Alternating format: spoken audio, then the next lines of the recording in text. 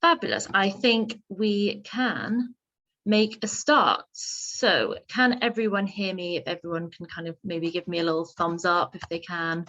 Everyone hear me? Everyone's here. Thank you so much for joining our event tonight on female athlete health. I am Kate Seary. I'm the co-founder and director of Kaniska Advocacy. We are recording this tonight, so if that's an issue, please put your cameras off, but we'd like to record it to make lots of people have access to the event. And so for those of you who are new to Kaniska, we are a non-profit organisation fighting for progressive policy changes in women's sport. This is absolutely a free event, but if you would like to donate in any way, if you've got any spare pennies, that would really help us to do the work that we're doing. Amber should be putting the donate link into the chat. So this is one of our athlete-led projects, and so hosting the panel tonight will be myself, Kaniska Ambassador Amber Keegan, and Kaniska Anna Headley. So there's just a few more people getting in, but other than that, we should be good to get going. Brilliant. So just a little bit of housekeeping before we get started. If you could stay on mute throughout, that would be great. And any questions we'd love for you to put in to the chat box. If you could put your name, your question, and who you would like to answer your question, that would be brilliant.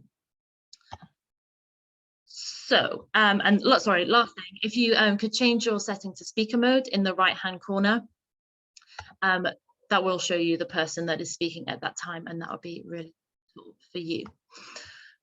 So without further ado, I'd like to introduce our speakers. We have Izzy Kyson. So Izzy is a talented 13-year-old athlete. She's been open about her experience of female athlete health in the hope that will help other athletes to understand the changes to their bodies and keep young women and girls in sport.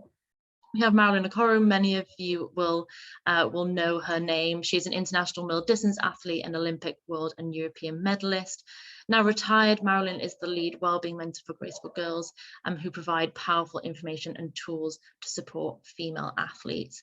We have Dr. Natalie Brown with us. Natalie is a doctor in elite sport performance and expert in female athletes and the menstrual cycle. Natalie provides knowledge and insight to female athletes, coaches and parents to optimize performance. Natalie is leading the research into the level of education around the menstrual cycle and how this might affect participation in physical activity. And finally, we have Melissa Lodge. Melissa specializes in female athlete physiology and conditions related to low energy availability. Melissa is currently a professor in health sciences, anatomy and physiology and nutrition, and is a researcher in female physiology. And so we can start with the questions. Thank you all for joining.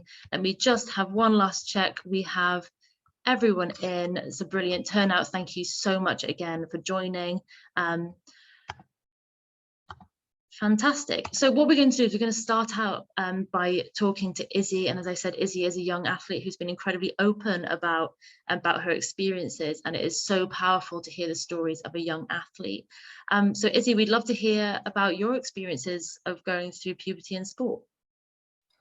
Well, hi there, everyone. Just like Kate said, I am a 13-year-old junior athlete and I will be sharing my experiences.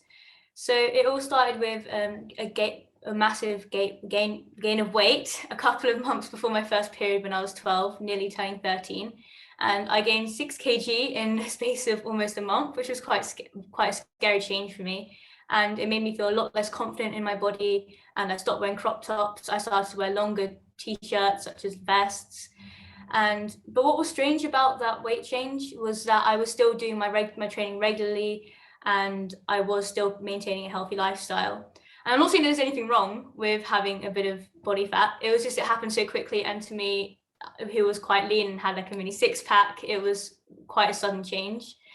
And in the early days of my period, I thought of it as almost like a superpower. So whenever I went training, my coach would sometimes tell me, but be like, oh, Izzy, you on your period? I'm like, I'd be like, yeah. And she's like, you're looking really powerful today. And that would make me quite happy. And I'd like kind of have like that womanly period power kind of moment. But quite recently it's changed in a state that before a race, I had quite bad cramps. I felt really sick. I felt quite dizzy. And me and my dad had no clue what to do. So we were kind of just running around the track trying to find like a sports mum who'd tell me whether I could race for the next race. And luckily we did find a mum who did know what to do. And she told me that I could race and that probably racing might help me take my mind off the pain, which was quite good. And then I did end up racing and I did win the race, which was also quite nice. And I've also noticed that the week before my period, I would tend to have these clumsy periods where I wouldn't normally knock over hurdles, but in drills where I shouldn't be knocking over hurdles, I would end up knocking over hurdles for like silly mistakes. And there were a couple of instances before races in the warm-up and during the races where I would hit a hurdle again and have quite a bad tumble, which is quite unusual for me because normally I'm quite a neat hurdler and I don't tend to knock over hurdles, which I'm wondering maybe there is some science behind that, but I would like to know about that. And I guess that's all I really have to say about my experiences. So yeah. Thank you so much, Izzy. So how do you think you would have felt if you'd known that it was okay to run on your period and run if you had kind of cramps and things like that? How would you have felt like running up in the run up to a race if you had those symptoms but you knew that it was okay? Well, I think I'd feel a lot more relieved beforehand, so it wasn't much of a shock, and it would mean that I'd be able to prepare myself mentally to know that that was going to happen and that I can kind of just push through that and finish the race. Absolutely. So Natalie, I'd love to bring you in now and kind of reflecting on what Izzy said and Izzy's experience. What can explain the changes that Izzy and many other athletes go through? Yeah, everything. And thank you, Izzy, so much for sharing your experience. I think that's one thing that's really nice to hear is a young athlete that's open and confident to share and talk about their menstrual cycle.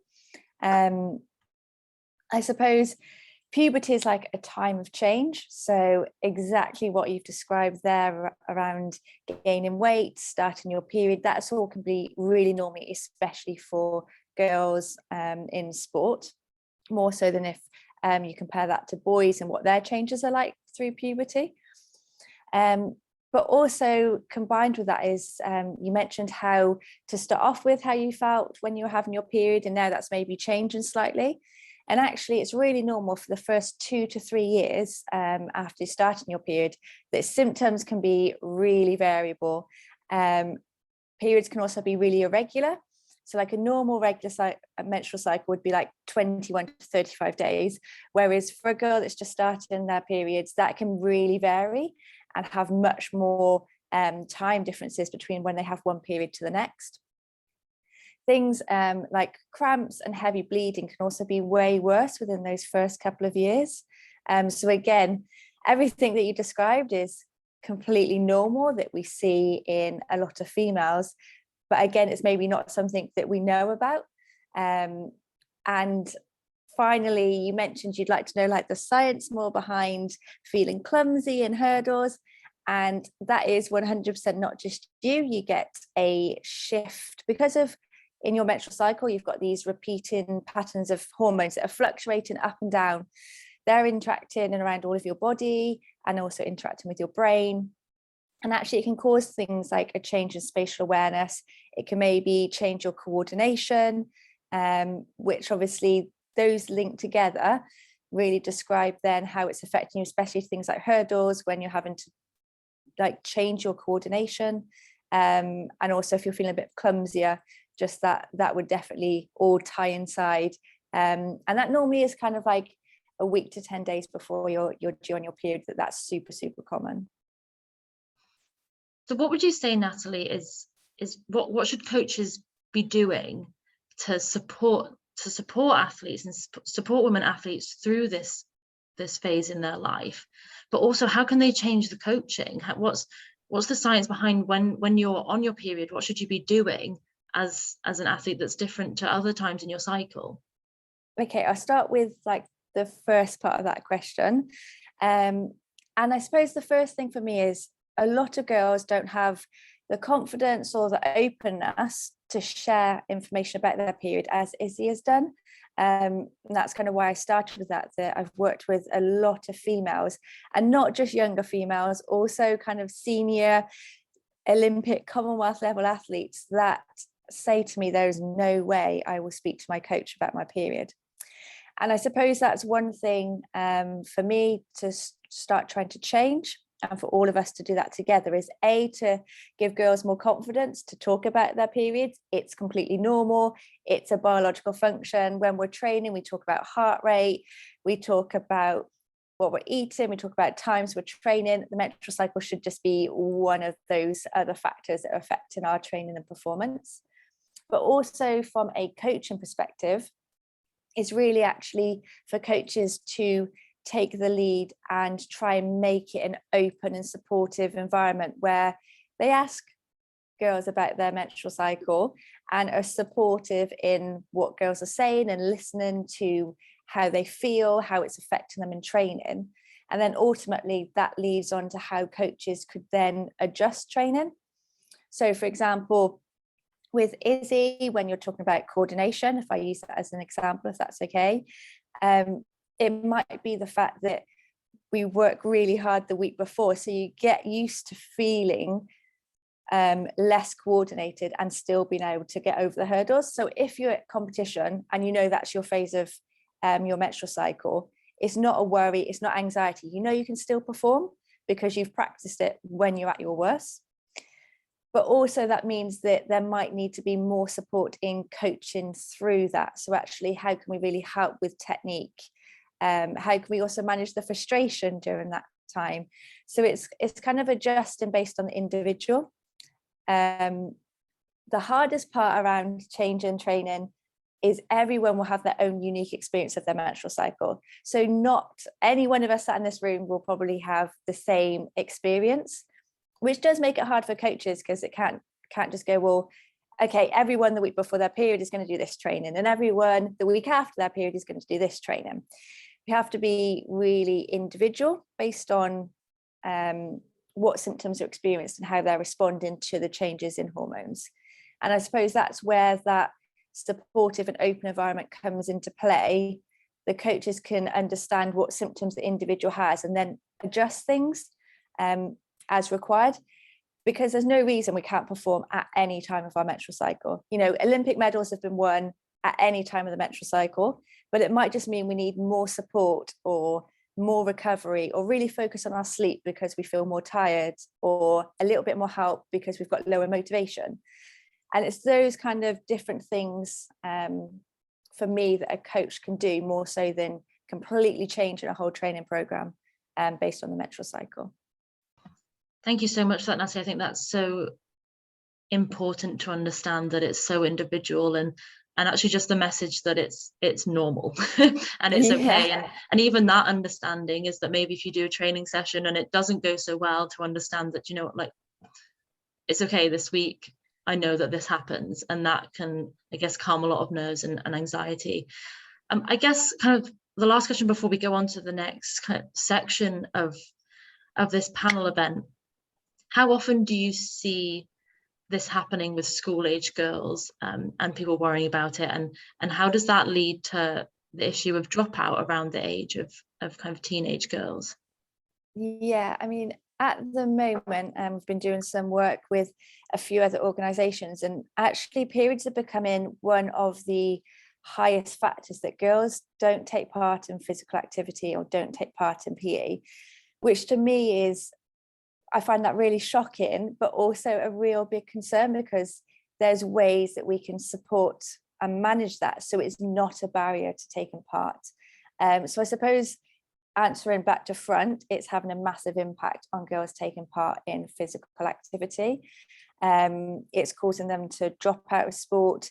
Things like feeling embarrassed by being on their period, managing cramps, having that support to continue and to try exercise. And exactly as you said at the start, she was really fortunate that someone was able to give her the advice that actually she might feel better if she does exercise.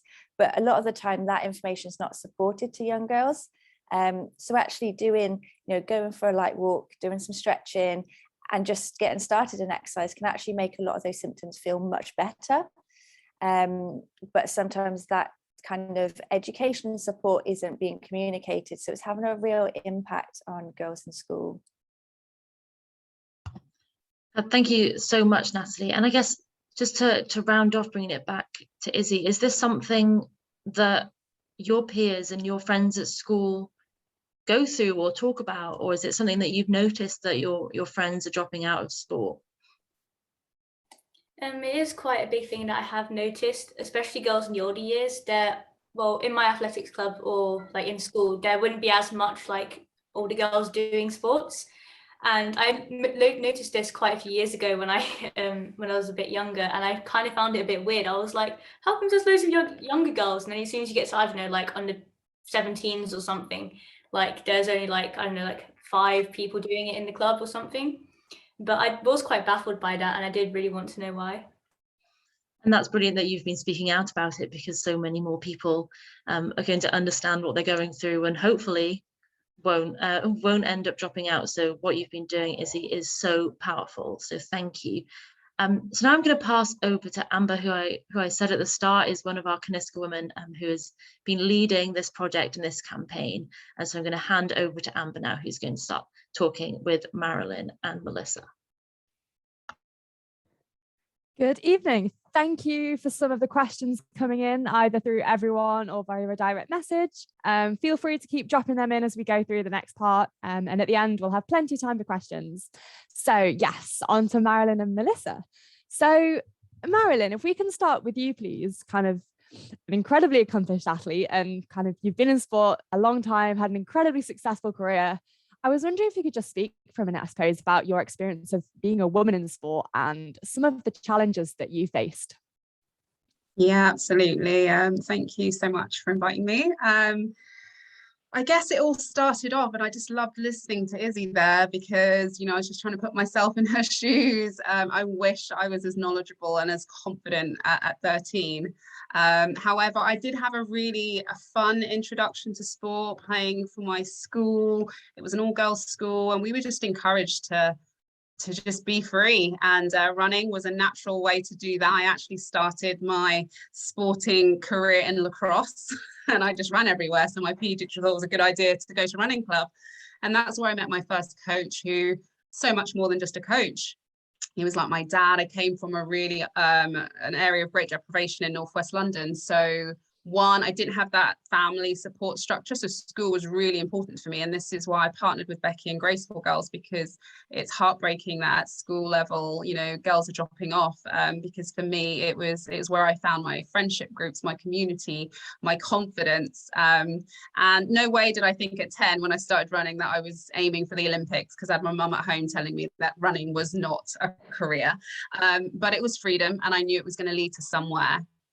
And I guess I wasn't quite aware of the barriers. I grew up with a lot of barriers, but I was someone that was like, I'm just gonna, burst through them because of the confidence that was instilled in me. And so when I encroached upon elite sport, I was like, oh, okay. But I was always like, let me prove people wrong. Started with beating the boys. Why can't I beat the boys? That was like my mantra. And then, I came to that point at university. I went to the University of Bath. I was still playing lacrosse. And I just thought athletics has my heart, and I made my first Commonwealth Games. And I thought, okay, let me take this seriously, and I'll show my mum I can get to the Olympics. But then I had to decide upon like an event, because at that point I was a jack of all trades and just doing everything I was put in at school. And I settled between the 4 and the 8, which is quite a unique combination back then. And that's where I started to understand some of the hurdles I was about to face, in terms of not looking like an 800 runner. There weren't many, there wasn't much Black representation.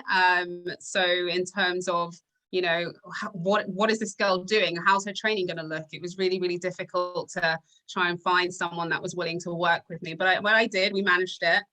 And, I just think you know, there's so much that us women have had to get through. For me, it was just to be able to play sport culturally, and then in the elite realm, just being able to earn as much as the guys, and, you know, be validated and be seen and be heard. So yeah, it's been a real journey, and obviously I'm in a real reflective phase now in retirement. But as Izzy said, that I really, one of the things that I regret, because I always say I left no stone left unturned, but there was a huge rock that I never got to maximize, and that was, you know, using, you know, understanding my body and my anatomy, and my periods were part of the plan. I love that. Your face lights up when you talk about finding that joy for athletics, and no, it's so lovely to see.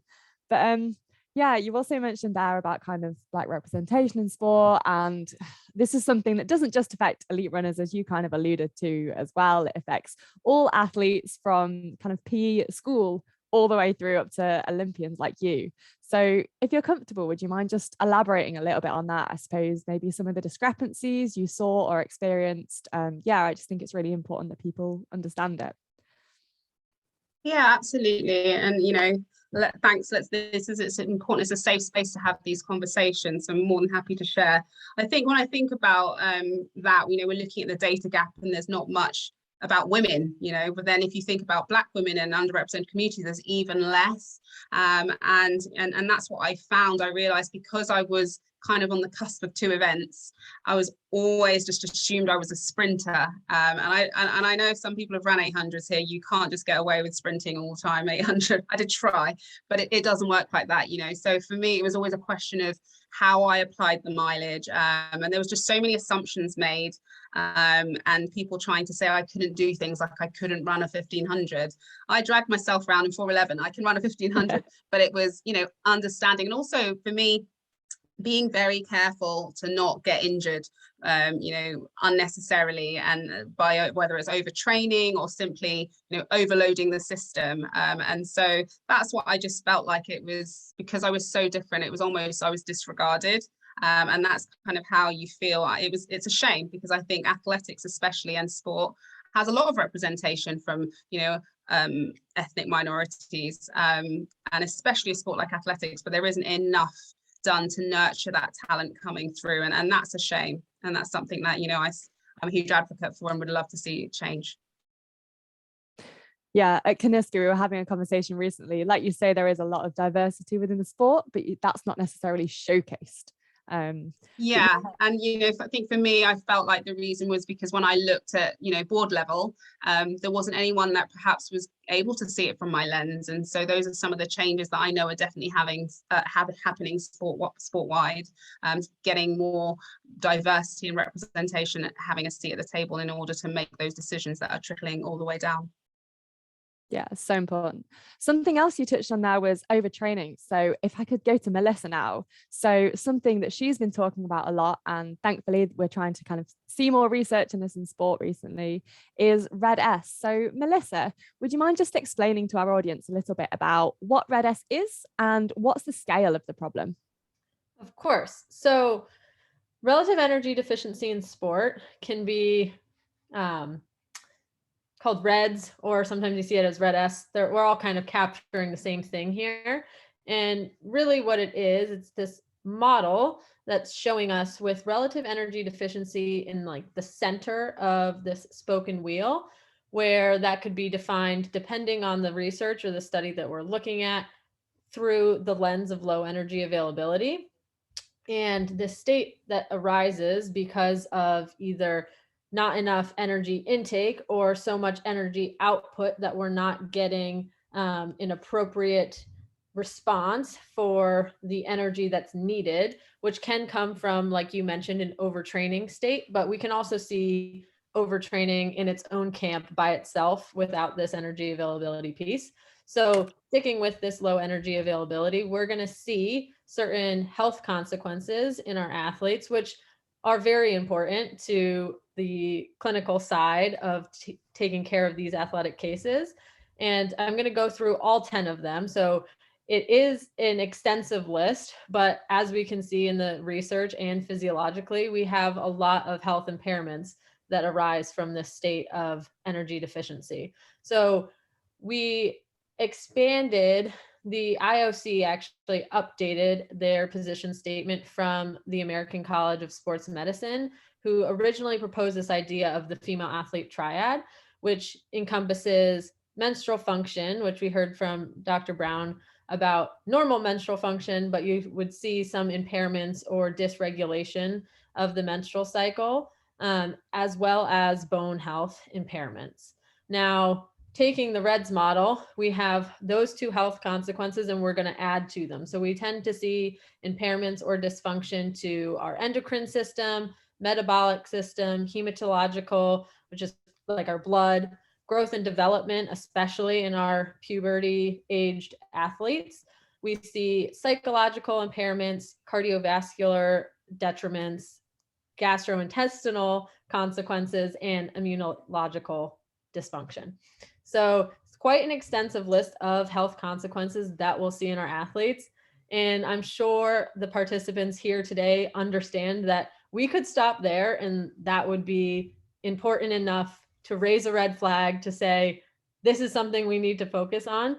But unfortunately, with some of our athletes and some of our coaches who don't recognize this as big of a problem as it is, we have seen this proposed performance consequences tucked into our REDS model, which tend to get the attention of our athletes and coaches looking to mitigate any of these performance consequences. So we have our other model that's outlining our 10 performance consequences, which are proposed and being worked on in the research to kind of strengthen the position of their consequences. So particularly, we're going to see that there's going to be decreased endurance performance, increased injury risk, decreased training response, impaired judgment, decreased coordination, decreased concentration, irritability, depression, decreased glycogen stores, and decreased muscular strength. Now, it's important for me to highlight that you might not experience all of these things, and we tend to see that the timing of them could vary from athlete to athlete. The level of energy deficiency can vary, so you can have a very subtle, unintentional mismatch between your energy needs and what you're intaking, or you could have a full-blown eating disorder where you know that your energy intake is not matching your needs, but you are having psychological distress in inability to resolve that. So we're seeing across the spectrum of these energy availability states any array of these health and performance consequences, which again, from a performance standpoint, we want to mitigate, and from a health standpoint, we want to avoid any of these consequences. The other question that you touched on was, well, what is the scope of this problem? This is a very good question. It's something that we are still hoping to get more information on. The REDS model, again, expanded on this concept of the female athlete triad. So when we're looking at relative energy deficiency in sport, we're thinking both male and female athletes, but we tend to see in our female athletes, they're at a much greater risk for developing relative energy deficiency in sport. We're going to see estimates anywhere between 2 to 60%. Now, that 60% captures a lot of our female distance runners who show a prevalence of around 50 to 60% in terms of low energy availability states and relative energy deficiency in sport. The crazy thing is that already seems really high, but that's likely to be underestimated because we're tending to see that people don't know enough about these conditions. So if you don't know enough, you might not be able to reach out to a physician to get these health consequences and performance consequences addressed. And if it does come from a place of intentional withholding of energy intake, you might not be willing to resolve that problem on your own or willing to resolve it, period, because you're under a lot of psychological stress. So we're seeing in those cases, people aren't going to report themselves because they're not looking for help. So we see prevalence is already really high, and the scary piece of this is it could be underestimated from this 60%. of course, with mismatches in risk criteria, you tend to see we have these stratifications of low, moderate, and high risk. And if you're high risk, you're going to be more towards this end of 60%, where low risk athletes, you'll tend to see them on the lower risk spectrum of developing REDS. Thanks, Melissa. If anyone's more interested in that, I can recommend her Instagram as a very aesthetic place to get all this information as well. Yeah, thank you so much for highlighting kind of the problems and the scale, and also really, I think, putting home as well that sometimes this really is accidental on the athlete's part. And this isn't just about athletes who have eating disorders. This can be entirely unintentional and accidental. But I guess on the positive side of things, what can coaches or parents be looking out for to kind of catch this in its early days before it kind of, has all these negative consequences we've heard about? Right. So especially looking at those health consequences, we see a lot of things can kind of fall into this realm, especially with the performance consequences. That might be when an athlete is initially looking for help. That might be their trigger to seek help from a physician, an athletic trainer, or anyone in that more clinical based side. The signs and symptoms, again, will vary depending on the scope, depending on risk criteria, the sport the athlete participates in. But as we're talking about pivotal transitions, whether that be from in the States, like high school to college, or when an athlete goes from like living in their home to then being independent, more independent, living on their own, from a college transition to post-collegiate, any of those major life changes will be a time where somebody that's at a moderate to high risk might increase their risk level because of either the psychological stress of this new life change and the inability to cope with some of these things, like properly fueling themselves or managing their athletic training in either their own way or adjusting to a new coach's program. So things that we could look at or tell from either a coaching side, a parent side, friends and family that might just be looking out for these cases in athletes, we might be particularly attuned or have like a red flag alert for increased frequency of illness. Iron deficiency can be strongly linked to this relative energy deficiency in sport. We tend to see a lot of GI distress or complaints of gastrointestinal problems in athletes with relative energy deficiency in sport. A huge red flag would be bone stress injury. There's a lot of advocate work going on for any athlete that is diagnosed with a bone stress injury should be followed up with for the rest of the relative energy deficiency in sport consequences, just because if we're fully exhaustive, at least we know maybe nothing else hopefully is wrong. But at the very least, we looked into it. Menstrual dysfunction is going to be huge, and Dr. Brown can maybe help speak to that a little bit more. We tend to see changes early on in the menstrual cycle from when a adolescent first develops their period, but we're going to look for any variation from the norm of a menstrual cycle to alert us to this issue. We might see some cardiac issues. That might be something that an athlete goes to seek clinical help for if they're noticing like a racing heart, or even if they're noticing a really low resting heart rate, maybe when they're waking up first thing in the morning. Sometimes that's been seen as advantageous, but it can be a warning sign.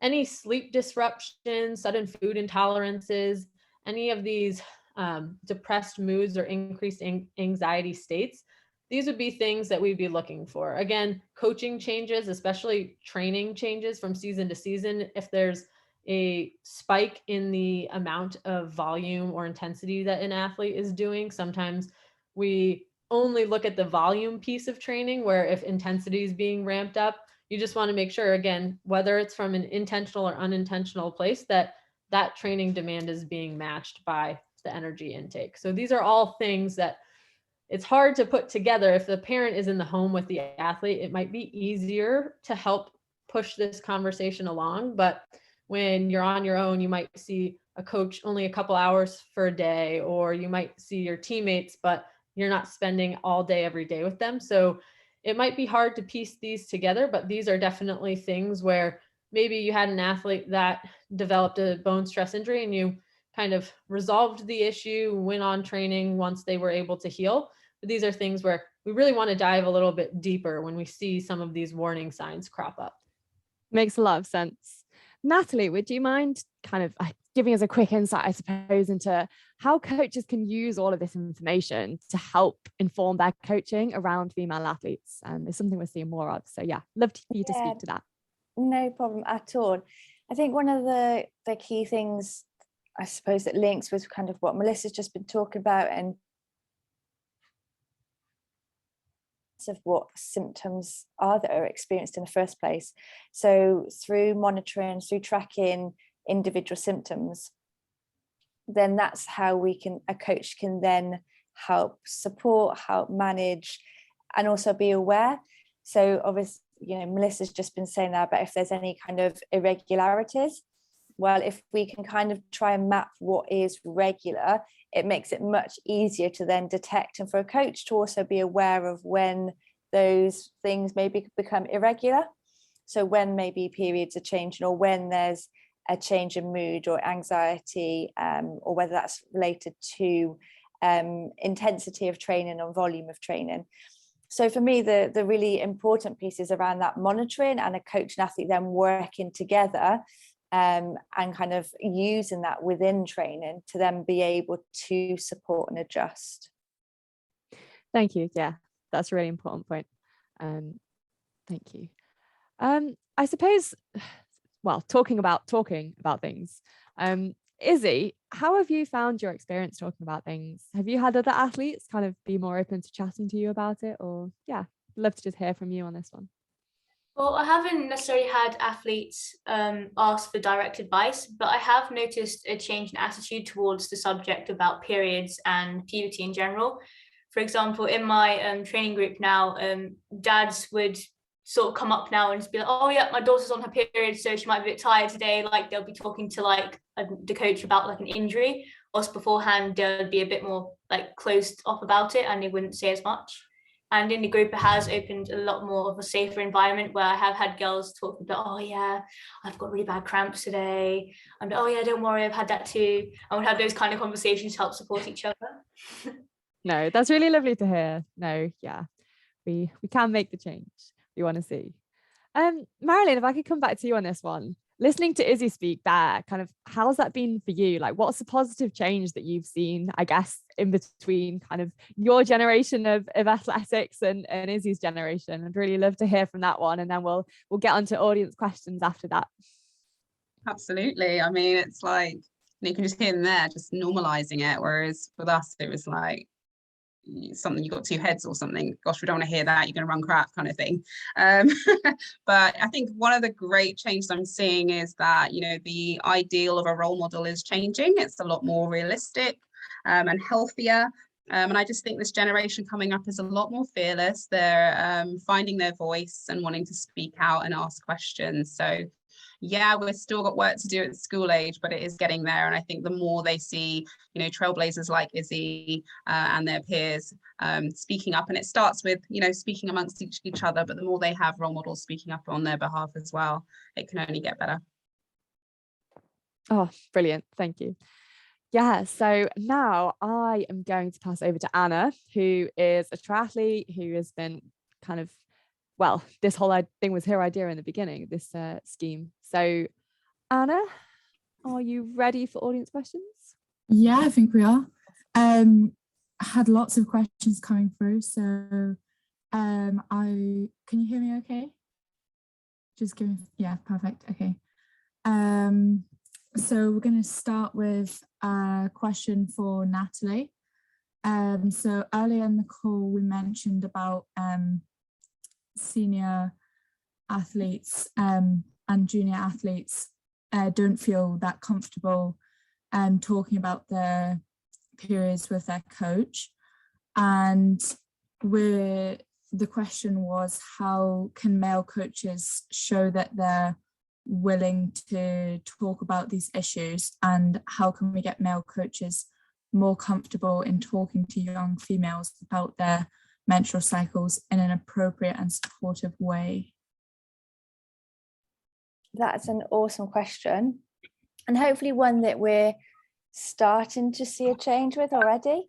But I suppose two things for me is one of the reasons that the conversation isn't there is because of maybe a lack of confidence in the knowledge, or even in like what terminology to use. So actually a lot of males think that maybe it's not their place to say anything, or they don't know what words to use in order to bring up the conversation. Suppose that's one thing that a lot of work I've been doing with coaches is just trying to get them used to knowing actually how to start a conversation, and maybe what words to use. So saying the words menstrual cycle and saying the words period is absolutely fine. Like, you shouldn't be embarrassed, you shouldn't be worried about saying those words. It's completely normal, if I can get my words out. And again, that's been part of a huge process of supporting, but also for female coaches as well, because there's some female coaches, because of their own personal experiences, that again, they don't feel comfortable talking about the menstrual cycle. So one aspect is to really, I suppose, increase knowledge and awareness through like coach education and through conversations, things like this set up that are sharing that information that people can read, so they can see that it's completely normal. And then one thing that I've found really helpful in starting conversations is through tracking and monitoring. So there's actual information and kind of a purpose for the conversation. So rather than just having to say, oh, how's your period today, which again, someone might be like, why are you asking me that? If there's actually, someone's been tracking, and a coach can see, oh, I've noticed that you're really struggling with stomach cramps. Is that linked to your period? That initiates the conversation, but then also provides support to that kind of individual to respond and open up that conversation to actually say, yes, it is because of my period. And it might be, no, it doesn't affect me at all in training, I'm absolutely fine, which that's great. We don't need to do anything from training or performance perspective. Or the flip side of that is, yes, it's really affecting me. So then that's when a coach can listen and really then support based on what information they've heard from the athlete they're coaching. Yeah, that's perfect. Have you got like any examples of how you'd recommend tracking your period, whether like through Fitter Women app or something like that? Yeah, so it can be, I always say whatever works best for that individual. So if that is, they've got a training diary that they write in a notebook, then maybe add in on that notebook or that training diary what symptoms they experience at different times. Whereas for others, pulling it on like an app, if they use their phone more often, that can be really helpful. And there's loads of different apps. You've just mentioned Fitter Woman, but there's also things like Clue is a really good one that's less information providing and more just a way of monitoring your symptoms and how long your period is, so how many days you've had between your periods. They're probably the two. And then the other one that I really recommend, actually, again, because it links in with what you're already doing, is Garmin. And on Garmin Connect, you can track your menstrual cycle on there as well. So again, it's things, it's not another thing to think about, or not another thing that adds on to what you're trying to balance. If you throw in school or work or whatever those extra things are as well, it just becomes part of that routine of what you're already doing, and then it's more likely to be easier to actually achieve that. Yeah, that's brilliant. Thank you. Hopefully that will be helpful for people as well. Back to Melissa. Is there an increased likelihood of injury during certain points in the menstrual cycle? Natalie could actually probably speak to some of the phases with menstrual cycle and injury risk. We tend to see some musculoskeletal injury risk vary throughout the menstrual cycle, from my understandings thus far, or what we know in the research to be true. As it relates to relative energy deficiency in sport, we see that increased injury risk is there just because of the energy deficiency or low energy availability state, regardless of the phase that they're in. Hopefully that helps tease that out. If we're looking at the RED-S model, we're going to see that no matter what phase they're in. And then in a normal menstrual cycle or cyclical female athlete who is regularly menstruating, Dr. Brown could probably speak to some of those changes in injury risk that we would see in a normally menstruating female athlete. Yeah, that sounds good. Another question for you was, do you know if it's possible to diagnose RED-S in athletes who are on hormonal contraception, like the pill? Yeah, so this is a great question. There's two pieces here where no matter the form of contraception or no form of contraception, relative energy deficiency in sport is going to be a diagnosis of exclusion. So that's where we're going to look at all of these pieces. We're going to evaluate the health and performance consequences, the signs and symptoms that these athletes will be experiencing. And you want to rule out that it's not because of something else. There's other medical conditions that can overlap with some of these health and performance consequences that would be really important to understand and address if it is something that is not RED-S. That being said, there are complications that being on a hormonal contraceptive poses because we don't have this menstrual cycle, this normal menstrual cycle occurring to notice any of those changes that Dr. Brown was speaking about. So in terms of hormonal contraception, it's going to mask any of these menstrual cycle changes. That is a really convenient red flag in our female athletes to alert us to any of these low energy availability states. Now, in terms of this conversation around birth control, I advocate that female athletes pick the one that is best for them, but while knowing that there is this piece that will mask our relative energy deficiency in sport model and make it harder to identify or alert that there might be an issue with the menstrual cycle. If that is of concern to an athlete that wants to be on birth control, but also wants to have the ability to naturally menstruate and be able to recognize any changes in that menstrual cycle, the primary recommendation is a non-hormonal form of birth control. Without that hormonal contraception, you are able to identify these changes to a normal menstrual cycle. Yeah, that's really good. Thank you. And I think Natalie and Marilyn have put a couple of links and things in the chat as well that will help kind of expand on that if you need to more. Over to Marilyn, a question for you is, did you have a period of time of getting slower once you got your period? And if you did, then how did you deal with it? I can't recall. There was a period of time where I got slower. I think I was a bit like Izzy explained there, but I also feel like I didn't have the space to acknowledge it. So this is why I feel like I had this huge rock that was never unturned. I noticed the week before feeling a bit sluggish, and then having, the pains. And then I felt like once I started menstruating, I actually ran amazing. I think one thing I had to be careful of was that I was really hypermobile.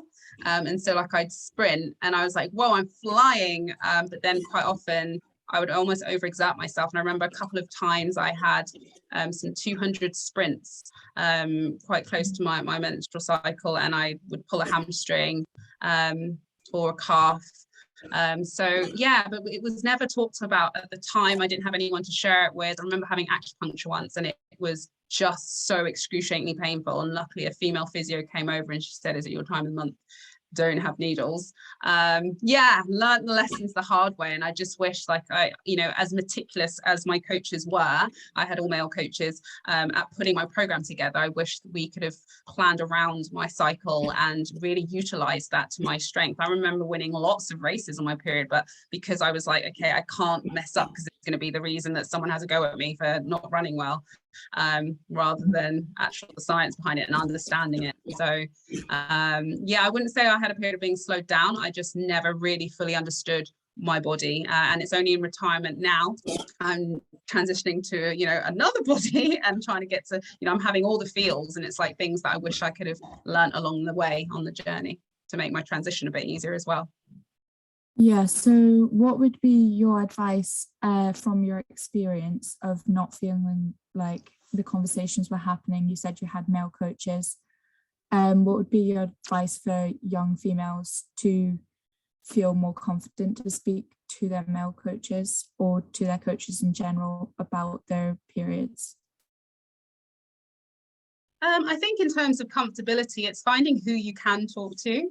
And so, if it starts with your friends and having, or your family, and it doesn't have to be someone that can advocate on your behalf, but you'd hope that, the coaching partnerships are strong enough and have someone within the support team that these young athletes can refer to, because it's definitely something that cannot continue being ignored because of embarrassment. So, it's about just finding that courage and you speak to someone that you trust, and also learning about your body yourself. I think there's a lot to be said for what you're feeling intuitively and being able to communicate that really well.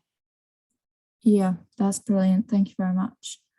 We're kind of running out of time, but I'll just try and skip over a few more questions. So one for Natalie is, what should young athletes, in your opinion, do if they're not getting a period and are being told not to worry about it? This is something that I'd really like to try and dispel, that having a period is really important. Yes, if they're younger and just started their period, it might be more irregular, but if you haven't started your period by the time you're 15, again, this is probably Melissa, we keep swapping over on who can answer the questions here, but Melissa, I would definitely say if you haven't started your period by the time you're kind of 15, that's definitely when we'd start suggesting going to seek some sort of medical advice from your GP to make sure there's no underlying medical conditions, and also to really highlight the importance of, hopefully Melissa's really gone through and shown the impact it can have on health and performance. And not having a menstrual cycle is almost like females are really lucky we've got this extra vital sign to make sure that everything's functioning really well. And not having a period, there shouldn't ever be a reason why an individual doesn't have their period. Okay, that's great, thank you. And what do you think that coaches and parents should be looking out for in young athletes if they're struggling with their period or struggling with symptoms of puberty? So things that might be experienced are things like really heavy bleeding, really painful cramps. That is common, especially for the first couple of years, but that doesn't mean to say they should be debilitating and should really have a negative impact that means that you can't go to school, you can't attend training, you can't go and socialize with your friends, whatever that day-to-day activity is. They shouldn't be so debilitating that it's having such a negative effect. So it's looking out for things like that and really kind of severe symptoms that are having that kind of larger impact. Awesome. I believe this is our last question. I think there's been quite a few coming in through the chat that have been kind of answered by Amber, Mari and Kate. The last question is for Melissa. And how does the issue of body image around the menstrual cycle lead to disordered eating or eating disorders, and the kind of thoughts around that? Great question. There are two camps here, right? So there might just be body image issues that already exist in athletes, no matter their changes through menstrual cycle, their development of the menstrual cycle, or their phase in life and in sport. You also have this interplay of the sport that they participate in, either being very aesthetic based, endurance based, or having a particular power to weight ratio that is really supportive to their performance. These are all things that can be quite triggering for athletes in terms of body image issues. So I saw something come up here about like athletic identity versus disordered eating behaviors or eating disorder behaviors. And if you're looking at athletic identity as their body image within their particular sport, that's going to play a huge role in some of the development of relative energy deficiency in sport or low energy availability. But we might see that this athletic piece, especially this performance piece, could be quite powerful in getting our athletes to resolve these issues from the standpoint of they want to improve their athletic performance, and in turn that might help improve their athletic identity. But from the basis of body image, we would want to encourage and protect our athletes' body image, no matter their sport, no matter their phase of life, in order to mitigate this issue that energy availability needs to be manipulated for the means of aesthetic or performance outcome. So that is a really good place to start, because that tends to be something we see crop up during this time of menarche or first menstruation, where Izzy mentioned that she went through a really significant body change that is maybe something that athletes aren't expecting, or it's just a new body that they're learning to navigate. That would be a really important time to come together and understand and support that athlete and what they're going through. Yeah, I really agree with that. Thank you. Thank you very much for that. And now I think I'm going to pass back to Kate, who's going to wrap it all up. Brilliant. And look at that, we are right on time to finish. Just a big thank you to everyone that has come today, and hopefully you found it really educational and it's helped answer some questions. And if there's any young athletes in the audience that it has helped you to kind of maybe understand that what you're going through is normal, or at least give you a heads up of some of the issues that you might face, and you might not, and that's brilliant. So thank you to Izzy, thank you to Marilyn, Natalie and Melissa for being our brilliant panelists, Anna and Amber for being our great hosts, and making this event happen. That's really great. We've just heard that our donation system has actually gone down, and is undergoing some modifications, so that isn't working, but I'll be sending out the recording, as well as any of the useful links that everyone has put in the chat today, as well as the donation link. So if you feel like you are able to donate, we'll be really grateful, and you'll be able to do it then. Thank you for being so open and asking so many questions, and please carry on following the work that we're doing here at Caniska. We're kind of in a really exciting place where we're growing all the time, and lots of athletes joining in with the work that we're doing. So big thank you for spending your time on a Zoom call, on another Zoom call, speaking with us. Thank you so very much, and have a good evening and Happy New Year.